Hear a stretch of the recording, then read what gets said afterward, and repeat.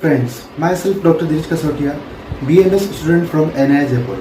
Friends, अगर आप अभी हमारे चैनल पर नए हैं और आपने अभी तक हमारे चैनल को सब्सक्राइब नहीं किया है तो प्लीज़ बेल आइकन को प्रेस करके हमारे चैनल को सब्सक्राइब कर दीजिए ताकि आने वाली हर वीडियो की नोटिफिकेशन आप तक जल्दी से जल्दी पहुंच जाए। आज की इस वीडियो में हम बात करेंगे ट्रांसपोर्टेशन के बारे में, transport of O2 and CO2 by blood. अब देखते हैं सबसे पहले ट्रांसपोर्ट ऑफ ऑक्सीजन। तो ये दो तरह से होता है, as a simple physical solution 0.3%, in combination with haemoglobin 18.7%। Simple physical solution में कैसे होता है, तो प्लाज्मा में घुली हुई गैसों के विलय के नियम के अनुसार ऑक्सीजन प्लाज्मा में पार्शियल प्रेशर के अनुपात से विलय होते हैं। यानी जो पार्शियल प्रेशर का डिफरेंस होता है उसके कारण प्लाज्मा में ऑक्सीजन घुलती है। एल्विलाई में O2 का पार्शियल प्रेशर 104 mmHg होता है। इस दाब पर 100 ml ब्लड में या रक्त में 0.3 ml ऑक्सीजन विलय फिजिकल सॉल्यूशन के रूप में रहती है।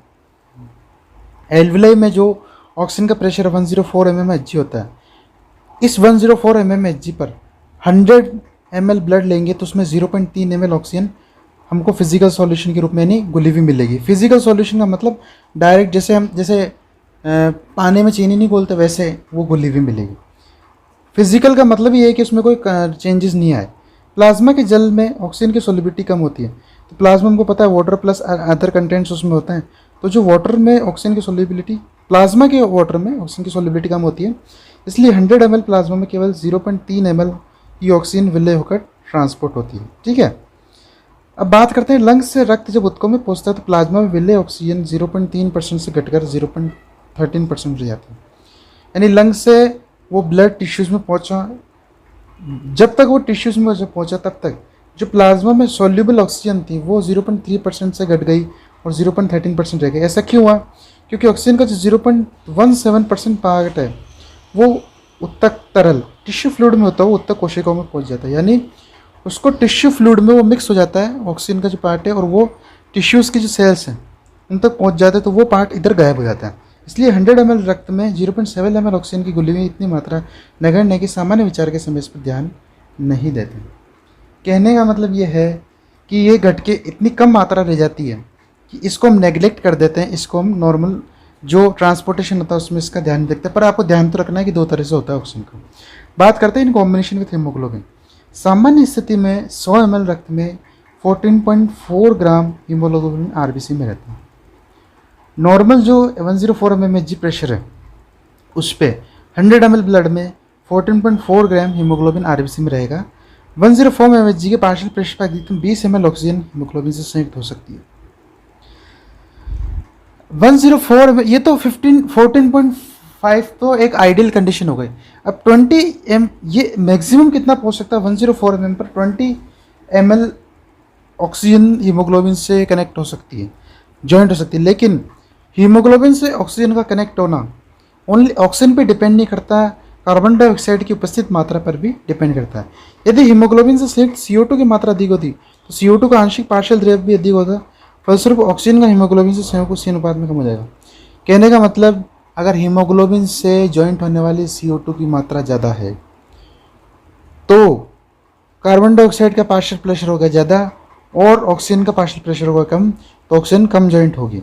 हीमोग्लोबिन में CO2 की उपस्थिति के कारण 100 ml रक्त 14.5 ग्राम हीमोग्लोबिन से 20 ml के स्थान पर 18.7 ml ऑक्सीजन से संयुक्त होता है। यानी पूरी आइडियल कंडीशन नहीं मिलती, 20 ml नहीं मिलती, CO2 की कुछ प्रेजेंस रहती है, उस कारण हमको 18.7 ml ही मिलता है। एल्विलर एयर के समान रक्त में ऑक्सीजन का पार्शियल प्रेशर 104 mmHg होता है। इस प्रकार श्वसन उपरांत धमनी रक्त में ऑक्सीजन की सांद्रता इस प्रकार होती है। ऑक्सीजन का पार्शियल प्रेशर 104 mmHg हो गया, फिजिकल सॉल्यूशन में 0.3 ml और हीमोग्लोबिन से कंबाइंड होकर 18.7 ml। जो 15 या 20 ml जो बात हुई थी वो एक आइडियल कंडीशन की बात थी। लंग से रक्त लेफ्ट एट्रियम में, फिर लेफ्ट एट्रियम से लेफ्ट वेंट्रिकल, लेफ्ट एट्रियम से लेफ्ट वेंट्रिकल, वहाँ यहाँ से ये रक्त धमनी एवं फिर धमनिकाओं में पहुँचने तक ऑक्सीजन की सिस्टम का परिवर्तन नहीं होता। यानी ये वैसा का वैसे जो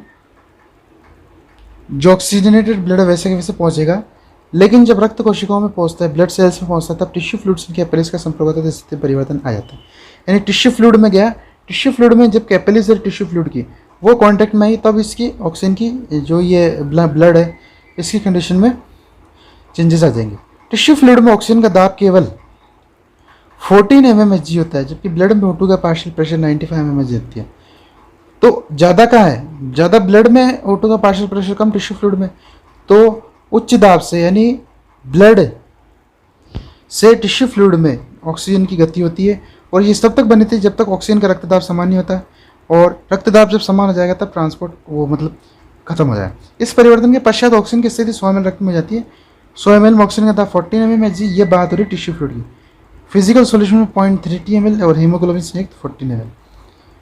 शिराओं के रक्त में ये स्थिति तब तक बनी रहती है जब तक ये रक्त वह की ऑक्सीजन की पूर्ति हेतु लंग्स तक नहीं पहुंच जाता। यानी ये जो ऑक्सीजन की पूर्ति हुई है लंग्स में वापस ऑक्सीजन लेने जाएगा, वापस टिश्यू तक पहुंचाएगा। इस तरह से ये प्रोसेस चलता रहता है। शरीर नेतृकों ने 100 ml रक्त में उपस्थित 19 ml ऑक्सीजन से केवल 5 ml ऑक्सीजन को ग्रहण किया। यानी 100 ml में 19 ml ऑक्सीजन से 100 ml में प्रेजेंट है 19 ml, उस 19 ml से भी 5 ml को ग्रहण किया। इस कारण दोनों तरफ का पार्शियल प्रेशर का अंतर होता है। रक्त तथा उत्तक तरल में ऑक्सीजन के पार्शियल प्रेशर में जितना अंतर होगा उतनी अधिक ऑक्सीजन का उत्तक तरल अपनी हुई। यानी पार्शियल प्रेशर का डिफरेंस ब्लड में और टिश्यूज़ में जो ऑक्सीजन है, ब्लड में जो ऑक्सीजन है और टिश्यूज़ में जो ऑक्सीजन है, उनमें जितना ज़्यादा पार्शियल प्रेशर में डिफरेंस होगा उतना ज़्यादा टिश्यूज़ को ऑक्सीजन की सप्लाई अच्छी होगी। जब पेशियाँ अधिक कार्यरत होती है तब उन्हें कार्य संपादन के लिए अधिक ऑक्सीजन की आवश्यकता होती है। यह आवश्यकता 48 गुना तक हो सकती है। यानी जब हम एक्सरसाइज करते हैं, फिजिकल एक्सरसाइज या कोई वर्कआउट या कुछ भी करते हैं, तो हमें ज़्यादा ऑक्सीजन लीजिए तो उसमें क्या होता है, ये जो आवश्यकता 48 गुना बढ़ जाती है। पेशी में रक्त संचरण बढ़ जाता है। कार्डिक आउटपुट जो है वो 5 लीटर प्रति मिनट से बढ़कर हमारा हो जाता है 30 लीटर प्रति मिनट तक। यानी ये जो हार्ट की जो कार्डिक आउटपुट ये 6 गुना ज़्यादा तक हो सकता है। पेशियों में ब्लड वेसल्स डायलेट हो जाती है। डायलेट होना तो मतलब जो उसमें होने वाला ब्लड का ट्रांसपोर्ट है उससे 3 गुना बढ़ जाएगा। तो 6 गुना कार्डिक आउटपुट और 3 गुना मांसपेशियों में वृद्धि, ये मिला के हो गया 6 × 3 18 गुना। सामान्य अवस्था में 100 ml रक्त में 19 ml ऑक्सीजन हीमोग्लोबिन से संयुक्त रखती है और पेशियाँ 5 ml ऑक्सीजन का उपयोग करती है 19 ml यूज होगा 5 ml, 14 ml ऑक्सीजन फिर भी हीमोग्लोबिन से संयुक्त रह जाती है। व्यायाम या परिश्रम के कार्य में पेशियाँ 10 ml अधिक ऑक्सीजन ग्रहण करेगी, यानी जस्ट डबल। अगर आप एक्सरसाइज कर रहे हैं तो टिश्यूज़ को ऑक्सीजन ज़्यादा मिलेगी, 5 ml के बजाय 10 ml तक मिल जाती है। इस स्थिति में केवल 4 ml ऑक्सीजन हीमोग्लोबिन में शेष रह जाती है।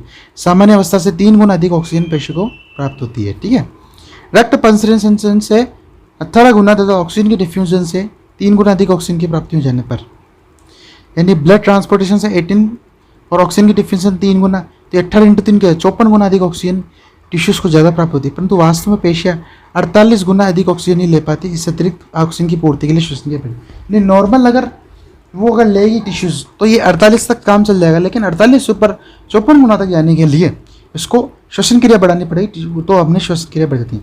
बात करते हैं transportation of carbon dioxide. Tissue से एल्वेलाई ट्रांसपोर्ट जो कार्बन डाइऑक्साइड का होता है ऑपोजिट डायरेक्शन में होता है। टिश्यू से एल्वेलाई 4 से डिजोल्व फॉर्म में 7%, कार्बनिक एसिड लगभग ना के बराबर, एस बायोकार्बोनेट सबसे ज़्यादा 63%, एस्कॉर्बिक एमिनो कंपाउंड से 30%। तो विलय रूप में कार्बन डाइऑक्साइड प्लाज्मा में ऑक्सीजन की अपेक्षा अधिक घुलनशील होती है। ठीक है, प्लाज्मा में पहुँचती, प्लाज्मा में ये पानी है, प्लाज्मा को उससे मिली CO2 प्लस H2O H2CO3 में कन्वर्ट। प्लाज्मा में प्रतिक्रिया बहुत धीमी होती है क्योंकि इस क्रिया को शीघ्रता प्रदान करने वाले एंजाइम कार्बनिक एनहाइड्रेसेस RBC में होते हैं।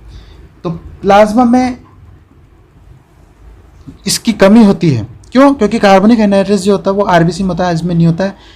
ठीक है, अब बात करते हैं, आगे चलते हैं। 100 ml रक्त में CO2 अपने पार्शियल प्रेशर 40 mmHg पर 3 ml ही विलय होती है। तो जो CO2 है वो 100 ml है, जो CO2 का पार्शियल प्रेशर 40 mm उस पर 3 ml ही विलय होगी। तो कुल कार्बन डाइऑक्साइड का कितना होता है 7%, जो इस रूप में वहन होता है। बाइकार्बोनेट में जब RBC टिश्यूज़ में पहुंचती है तो उत्तक के तरल में उपस्थित कार्बन डाइऑक्साइड RBC पहुंची कहाँ, टिश्यूज़ में। अब टिश्यूज़ में क्या होगा कि जो कार्बन डाइऑक्साइड है वहाँ वो ब्लड में डिफ्यूज़ हुई और RBC में कर गए एंटर। यहाँ पर कार्बनिक एनहाइड्रेस एंजाइम है RBC में, उसमें कार्बनिक अम्ल में परिवर्तित होगी। कार्बोनेट एनहाइड्रेस के संगठन में ये शुद्ध होता है, यानी जिंक होता है। ये जो एंजाइम है इस एंजाइम के अगर स्ट्रक्चर देखेंगे आप डीप में, उसमें जिंक होता है।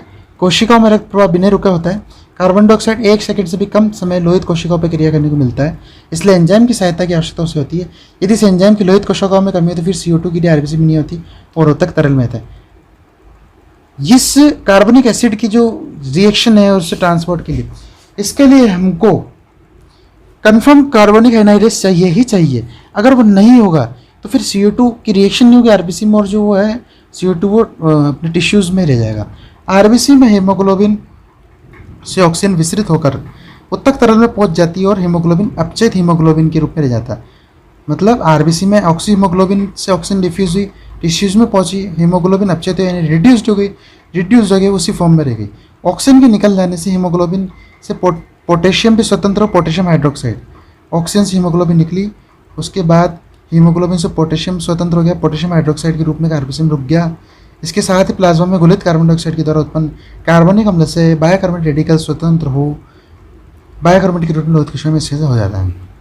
कहने का मतलब ये है कि कार्बन डाइऑक्साइड अब H2CO3 है तो उसमें H प्लस और SCO3 माइनस, तो ये SCO3 माइनस और पोटेशियम हाइड्रोक्साइड का जो पोटेशियम वाला K प्लस है, ये दोनों संयुक्त हो जाएंगे और पोटेशियम बाइकार्बोनेट के रूप में आरबीसी में उपस्थित। आरबीसी की मेम्ब्रेन बेसिक आयंस के लिए अभेद्य होती है, यानी बेसिक आयंस उसमें एंटर नहीं कर सकते हैं। प्लाज्मा के सोडियम आयन यदि किसी तरह से आरबीसी के अंदर पहुंच जाते हैं तो तुरंत बाहर निकाल देते हैं, ठीक है। पोटेशियम आयन लोहित कोशिकाओं के अंदर ही रहता है, यानी आरबीसी के अंदर रहता है, परंतु SCO3 एवं Cl को प्लाज्मा से आरबीसी तक आरबीसी प्लाज्मा आयन सुंदर है, यानी बाइकार्बोनेट और क्लोरीन प्लाज्मा से आरबीसी और आरबीसी से प्लाज्मा दोनों तरफ जा सकते हैं। लेकिन कुछ बाइकार्बोनेट आयन प्लाज्मा से sodium chloride ion Lohit RBC कोशिका में प्रवेश कर पोटेशियम से बाइकार्बोनेट आयन को पृथक कर संयुक्त किए जाते हैं। इस समस्त प्रतिक्रिया को क्लोराइड स्थानांतरण कहते हैं। कहने का मतलब कुछ बाइकार्बोनेट आयन्स हैं वो प्लाज्मा में जो सोडियम क्लोराइड है उनसे उनको का संयुक्त करा और फिर उसमें से पोटेशियम जो है उसमें से बाइकार्बोनेट को हटा दिया, तो इसको कहते हैं हम क्लोराइड शिफ्ट। आरबीसी तथा प्लाज्मा के रक्त में ये परिवर्तन लंग्स के पहुंचने से पूर्व हो जाते हैं, यानी लंग्स में जो ब्लड पहुंचे उससे पहले हो गया, लंग्स में उपयोग रहे विपरीत दिशा में उड़ने लगती है। क्लोराइड आयन कहाँ से कहाँ तक? क्लोराइड आयन तो हमारे गए लोहित कोशिका यानी आरबीसी से प्लाज्मा में आ जाते हैं। कार्बनिक एनर्जी से विपरीत रिएक्शन करे, बाइकार्बोनेट को किस में तोड़ेगा? CO2 प्लस H2 में, और इससे क्या CO2 तो ब्लड में चल गई, हीमोग्लोबिन से बाइकार्बोनेट आयनों के हटते ही कोशिका वायु से ऑक्सीजन रक्त में प्रवेश कर हीमोग्लोबिन संयुक्त हो जाती है, ठीक है। यानी जो बाइकार्बोनेट आयन के हटते ही ऑक्सीजन ब्लड में एंटर कर हीमोग्लोबिन से हो गई, बाइकार्बोनेट आयन के साधन ध्रुव पोटेशियम आयन भी हीमोग्लोबिन से संयुक्त हो जाता है। इस प्रकार से ये ट्रांसपोर्ट वायु से रक्त में ऑक्सीजन तथा रक्त से वायु में कार्बन डाइऑक्साइड पहुंच जाती है। एस कार्बोविनिक कंपाउंड्स बात करें तो CO2 का एक अंश प्लाज्मा प्रोटीन तथा हीमोग्लोबिन से कार्बोविनिक कंपाउंड में बदल जाती है। प्लाज्मा प्रोटीन हीमोग्लोबिन से हुआ ज्वाइंट और बदल गया उसमें कार्बोविनिक कंपाउंड्स में। अब हीमोग्लोबिन का लोह अंश यानी जो आयरन वाला पार्ट होता है उससे ऑक्सीजन होता है संयुक्त यानी कंबाइंड, और एमाइन जो अंश होता है उससे CO2 संयुक्त करता है। CO2 का सहयोग ऑक्सीजन की मात्रा पर निर्भर करता है। यदि हीमोग्लोबिन से संयुक्त यानी हीमोग्लोबिन से ज्वाइंट जो ऑक्सीजन है उसकी मात्रा कम है तो CO2 बढ़ जाएगा और CO2 का संयोग बढ़ जाएगा और विपरीत दिशा में परिणाम भी विपरीत होगा। 100 ml रक्त में ऑक्सी हीमोग्लोबिन से इस प्रकार 3 ml CO2 संयोग कर जाती है और अपचित हीमोग्लोबिन से OT का अंश कम हो जाएगा। CO2 का संयोग बढ़कर 3.7 ml तक हो जाता है। यानी नॉर्मल बात करें तो 3 ml CO2 ऑक्सी हीमोग्लोबिन से ज्वाइंट कर पाती है और रिड्यूस हीमोग्लोबिन से O2 का रिड्यूस्ड हीमोग्लोबिन में O2 का अंश कम होने के कारण CO2 का संयोग बढ़ जाता है, ठीक है। रिड्यूस में बढ़ जाता है और बढ़ के कितना हो जाता है 3 ml से 3.7 ml तक हो जाता है। इस प्रकार कार्बन डाइऑक्साइड का वहन इस रूप में कार्ब एमिनो हीमोग्लोबिन कंपाउंड एवं कार्ब एमिनो प्रोटीन कंपाउंड दो रूप में होता है। देखिए CO2 प्लस H2 कार्बनिक हाइड्रोजन H2CO3, उसके बाद ये ऑपोजिट डायरेक्शन में गई तो बायोकार्बोनेट और H प्लस में बदला। बायोकार्बोनेट और पोटेशियम की फिर हमको पता ही है कि क्या होता है, ठीक है। अब बात यह है कि देखो इंस्पायर्ड और expired air, pulmonary veins oxygenated blood गया, ठीक है, उसके बाद से पूरी बॉडी में सर्कुलेट हो गया वो सिस्टमिक आर्टरीज के द्वारा, फिर टिश्यूज से CO2 आई सिस्टमिक वेन्स के द्वारा हमारे पास लंग्स में, लंग्स से फिर पल्मोनरी आर्टरी उस CO2 को लेके गई, फिर वो लंग्स वहाँ ट्रांस जो उसका होना है मतलब CO2 तो जल जाएगी बाहर और ऑक्सीजन वापस आएगी, ये क्रम चलता रहेगा।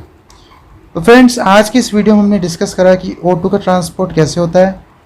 एक तो सिंपल फिजिकल सॉल्यूशन और कॉम्बिनेशन विद हीमोग्लोबिन, उसके बाद कार्बन डाइऑक्साइड के ट्रांसपोर्ट की बात करी तो कार्बन डाइऑक्साइड के ट्रांसपोर्ट 4 तरह से होता है, डिसॉल्व्ड फॉर्म में, कार्बनिक एसिड, बाइकार्बोनेट्स और कार्बोनिक कंपाउंड्स में। होप आप सभी लोगों को ये वीडियो अच्छी लगी होगी।